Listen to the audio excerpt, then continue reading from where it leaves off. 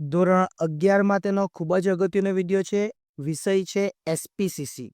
એટલે એસપીસીસી વિષયની અંદર જો તમારે 80માંથી 80 માર્ક્સ મેળવવા હોય અથવા સરળતાથી પાસ થવું હોય તો આ વિડીયો તમારા માટે છે. 2026ની આ બ્લુપ્રિન્ટ છે.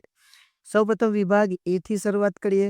કુલ આપણા ચેપ્ટર્સ કેટલા છે? તો કુલ આપણા 15 ચેપ્ટર છે. ભાગ 1 અને ભાગ 2 થઈને 16 આપણને એમસીક્યુ પૂછાવાના છે. અને 16 એમસીક્યુના દરેક એમસીક્યુનો 1 માર્ક્સ, એટલે આ વિભાગ 16 માર્ક્સનો.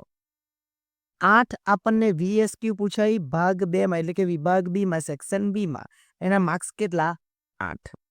હવે અગત્યનું છે, આપણને કુલ પ્રશ્નો પૂછાય 8 અને 8માંથી આપણે લખવાના 6 અને 1ના 2 ગુણ, એટલે આ જે વિભાગ છે એ 12 ગુણનો થાય. ત્યાર પછી આપણને પ્રશ્ન પૂછાય 8, એ તો આપણે જોઈ લીધું. હવે આપણે પ્રશ્ન પૂછાય 6 અને 6માંથી આપણને લખવાના કેટલા? 4. 1ના કેટલા ગુણ? તો ફરીથી 3 ગુણ, તેના કેટલા થાય? 12.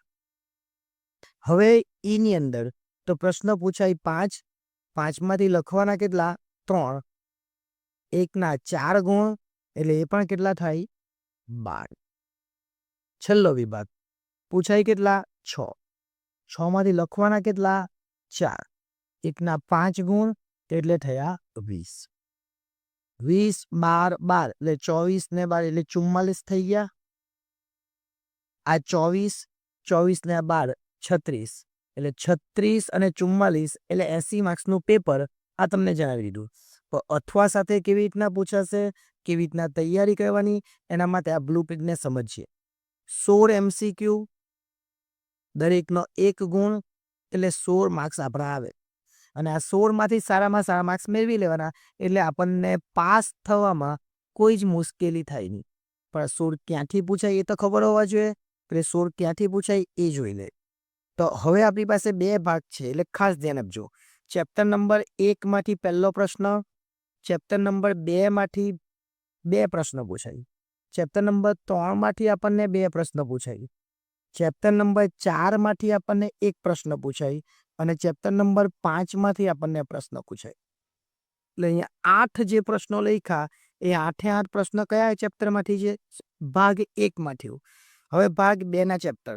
ભાગ 2નું પહેલું ચેપ્ટર, બીજું ચેપ્ટર, ત્રીજું ચેપ્ટર, ચોથું અને 5મું. 6ઠ્ઠામાંથી 2 અને 1 7મામાંથી. એટલે કુલ કેટલા પ્રશ્ન થઈ ગયા? 16 પ્રશ્ન થઈ ગયા. ભાગ 1 લાલ કલરથી લખેલું છે અને ભાગ 2 બ્લુ કલરથી લખેલું છે. એ રીતના જોઈ લેજો. આ જે છે એ ભાગ 1માંથી છે અને આ જે છે એ ભાગ 2માંથી છે. હવે વીએસક્યુની વાત કરીએ. વીએસક્યુ એટલે શું? તો વીએસક્યુ એટલે very short question. Very short question એટલે શું? તો એક વાક્યમાં જવાબ આપો. હવે આ એક વાક્યવાળા પ્રશ્ન કેટલા પૂછાવાના? 8. તો એના માર્ક્સ પણ કેટલા? 8. પણ ક્યાંથી પૂછાવાના એ નથી ખબર, એટલે એ જોઈ લે કે ક્યાંથી પૂછાવાના છે. તો જોઈ લે આપણે પહેલું ભાગ 1, એમાં બીજા ચેપ્ટરથી શરૂઆત કરીએ. પહેલા ચેપ્ટરમાંથી નહીં પૂછાય. તે ભાઈ ચોથા ચેપ્ટરમાંથી અને 5મામાંથી 2. ઓકે, અહીંયા ભાગ 1 પૂરો થયો.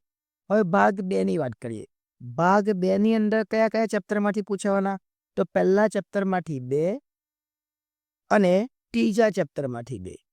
એટલે કુલ કેટલા પૂછાવાના? 8. એ 8 તમને જણાવી દીધા. ભાગ 1નું બીજું, ચોથું, 5મું અને ભાગ 2નું પહેલું અને ત્રીજું. વાત કરીએ સેક્શન સીની.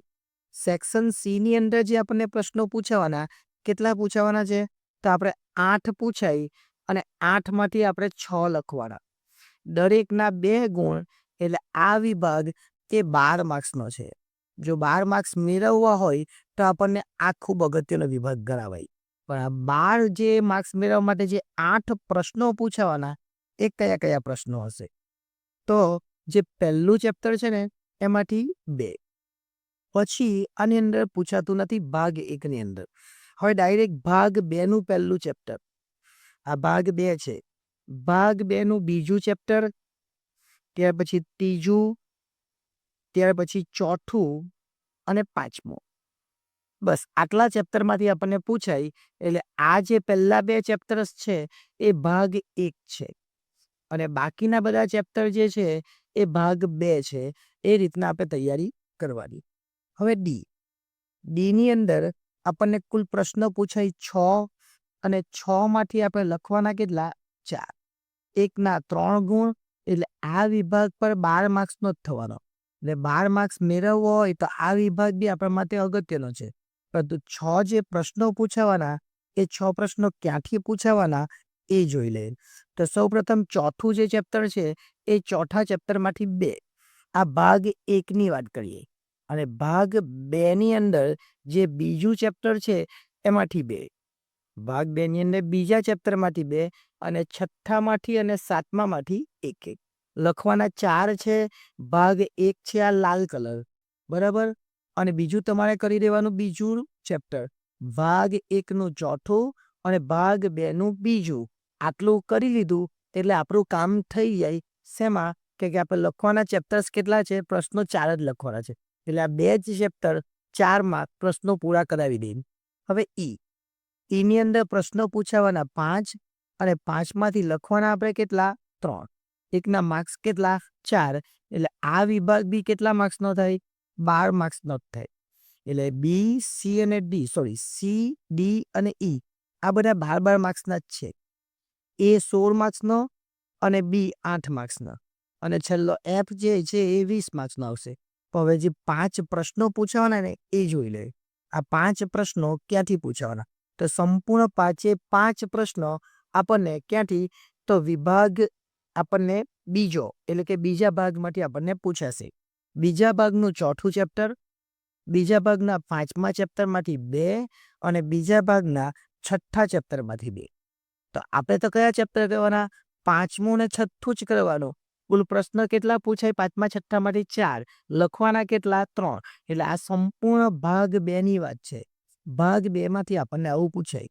હવે ભાગ 1માંથી આખો જે એફ પૂછાય, આખો એફ ક્યાંથી પૂછાય? ભાગ 1માંથી. એકચ્યુઅલી ભાગ 2માંથી બી પૂછાય પણ આખો ભાગ 1માંથી થઈ જાય એવું આપણે કરીએ. જો 6 પ્રશ્નો પૂછાય અને 6માંથી લખવાના કેટલા 4.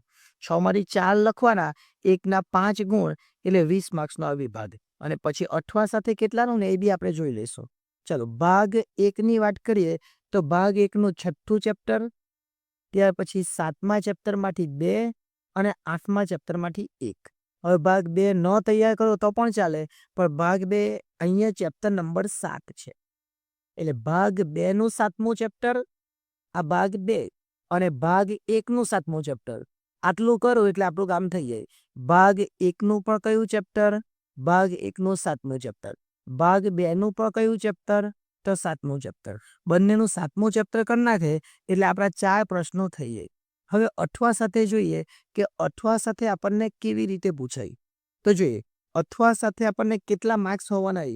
16 માર્ક્સ અઠવા સાથે, 16 માર્ક્સ અઠવા વગર. આ રાઉન્ડમાં અઠવા સાથે કરું.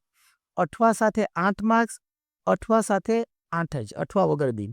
હવે પ્રશ્નો કેટલા પૂછાય? કુલ પ્રશ્ન પૂછાય 8. 8માંથી લખીએ 6. 1ના 2 ગુણ એટલે અઠવા વગર 12. પણ અઠવા સાથે કેટલા થાય? 16. એ જ રીતના પ્રશ્નો કેટલા પૂછાવાના? 6. 6માંથી લખવાના કેટલા? 4. એટલે 1ના 3 ગુણ એટલે 12. પણ અઠવા સાથે કેટલા થાય? 6 ચોગ 24. ત્યાર પછી પ્રશ્નો કેટલા પૂછાવાના? 5. 5માંથી લખવાના કેટલા? 3. 1ના 4 ગુણ એટલે અઠવા વગર 12. પણ અઠવા સાથે કેટલા થાય? 20. અને છેલ્લો પ્રશ્ન એટલે કે વિભાગ એફ પૂછાવાના કેટલા? 6. લખવાના કેટલા? 4. 1ના કેટલા ગુણ? 5 એટલે 20. પણ ખરેખર જોવા જઈએ તો 6 છે એટલે કેટલા થાય? 30. આ 30 ને 20 50, 50 ને 74 તો ખાલી 3 જ થઈ ગયા. આ 24, 24 ને આ 16, 24 ને 16 કેટલા થાય? 40. એટલે 74 અને 40 નો સરવાળો કરી દેવાનો. ફરીથી કહું 24 અને આ 16, આ 16 16 32, 32 ને આ 40, 40 ને આ 74. એટલે 74 અને 40 આ 4 ને 11 કુલ 114 માર્ક્સનું પેપર. અને 114માંથી 80નું લખવાનું. લાવવાના કેટલા? 26 પરીક્ષામાં પાસ થવા માટે. પણ જો પહેલી બીજી પરીક્ષામાં ઓછા આવેલા હોય તો વધારે માર્ક્સ તમારે મેળવવા પડે તો તમે 12મા ધોરણમાં જઈ શકો. હવે વિડીયો ગમ્યો હોય તો લાઈક કરી દેજો, ચેનલને સબસ્ક્રાઈબ કરવાની બાકી હોય તો એ પણ કરી લેજો. અને એક નવું ફીચર્સ આવેલું છે જે હાઈપ એ કરવાનું ભૂલતા નહીં. આભાર.